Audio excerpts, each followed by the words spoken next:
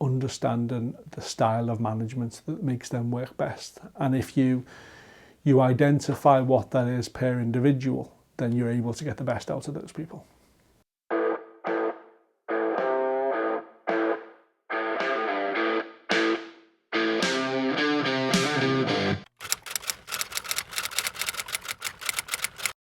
My name's David Wafer. I'm the Managing Director of Scott Recruitment, and I'm also Chair of the Institute of Directors for the Liverpool City region.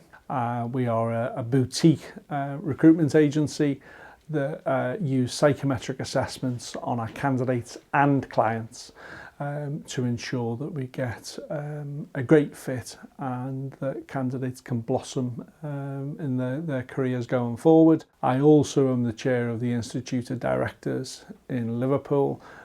We focus on connecting, developing and influencing leaders, the political agenda, and we host a whole host of events with great speakers right across our network, from politicians to successful business leaders that hopefully people can learn off. I think that I'm probably not your typical person who'd maybe be an MD of a company, or that would certainly not necessarily be the chair of the Institute of Directors. I'm actually dyslexic, and that it's often something that I felt that was not necessary to share. And I kind of come to a different view on that in probably the last couple of years, that I think there's lots of other people who also have various different challenges. I genuinely don't see it as an issue that is a problem. I think it gives me different skills to other people, which a lot of the time I felt have been beneficial in my career. My first kind of real job, I worked for BT as a sales manager, and I developed a fairly big team to win a variety of awards. I was involved with training and wrote a script that was used across BT telemarketing for the whole of the UK. And then in truth, I fell into recruitment. I don't think anybody grows up and thinks, oh, I'd love to be a recruiter. That's not really how life works.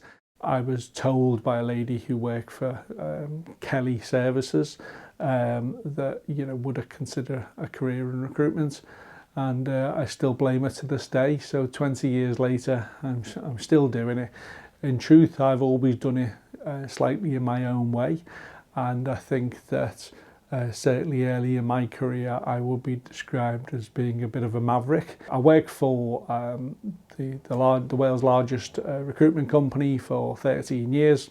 I was lucky enough to win every award from the Consultants of the Year. I was the only person in that company that was Manager of the Year 5 years on the bounce. I grew a business from scratch to over £10 million turnover in less than 4 years. I also became the European Account Director for a pharmaceutical contract that I'd won and grown. So there's just some of the few things that I've done along the way. And then 6 years ago, I packed in my job and I started my own business. And 6 years later, I'm still here. For me, leadership starts with listening to people and trying to understand people.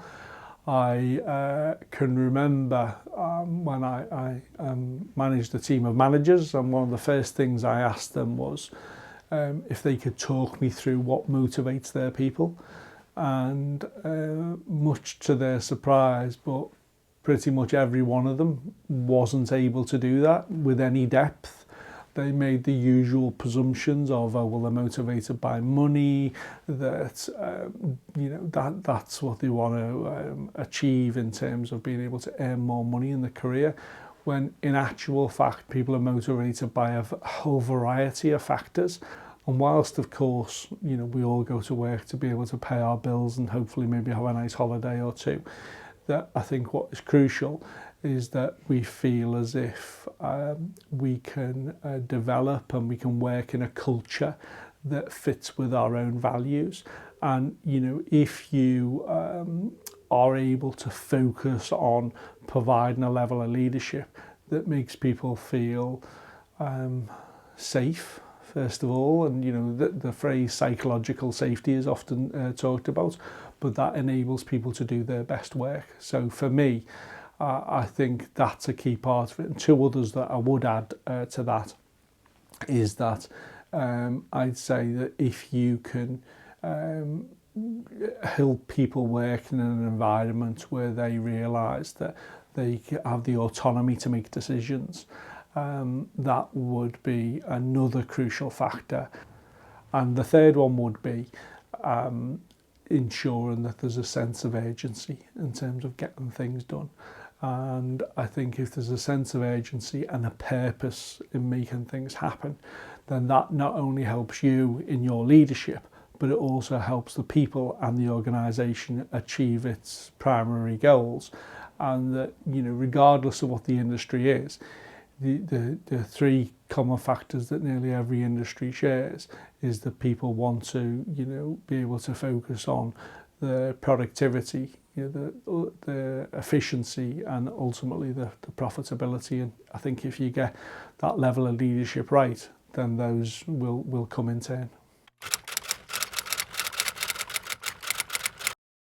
Having managers who weren't very good managers, and I think the easiest thing to do generally in life is to criticise somebody else about what they're doing or not doing, and that I think I would spend time thinking, oh, you don't do it like that, oh, that could be a disaster. And one of the managers, who wasn't actually directly a manager for me, but we used to jokingly call paraffin, because they'd make a situation much worse every time they got involved in it. And I think through the observation of how they deal with that, I actually learned an awful lot. And I think the flip side of that is, when I think of some of the leaders I've either worked for or with, I think, and that particularly suits me, is that they've been happy to give me all the responsibility, but they've also importantly given me the autonomy to get on with the job. And I think earlier in my career, I maybe made the mistake and presumed everybody wanted that autonomy. And whilst I do think most people do want that autonomy, there are some people who prefer a more rigid scaffolding or structure. Part of that can be understanding the style of management that makes them work best. And if you identify what that is per individual, then you're able to get the best out of those people.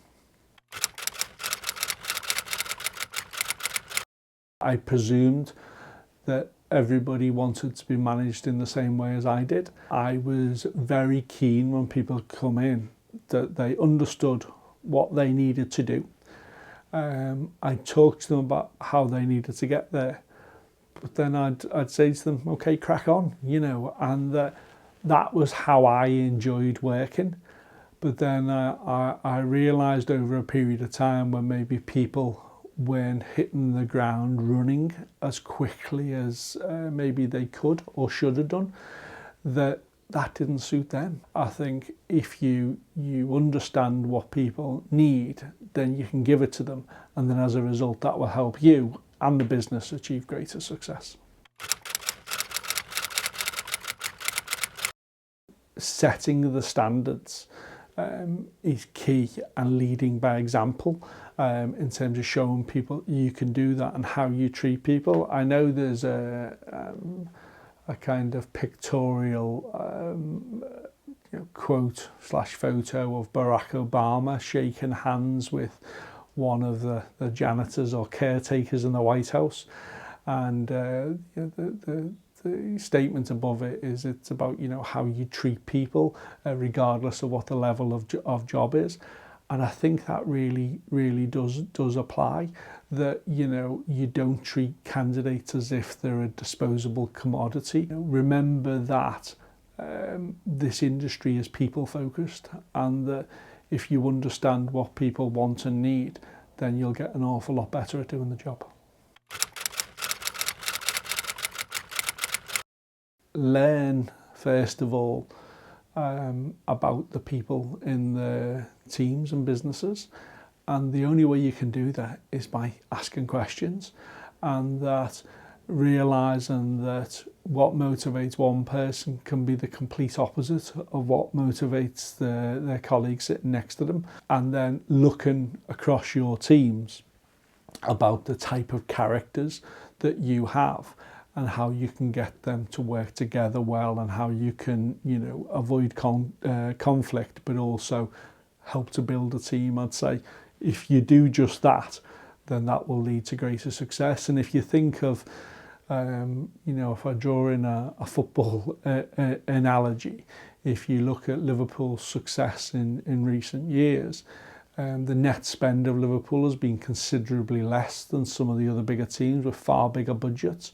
And whilst they do have some outstanding individual talent, it's been a collection of those talents together which has enabled them to beat teams with far bigger budgets, and some would argue with some more talented players, because they work towards that common goal.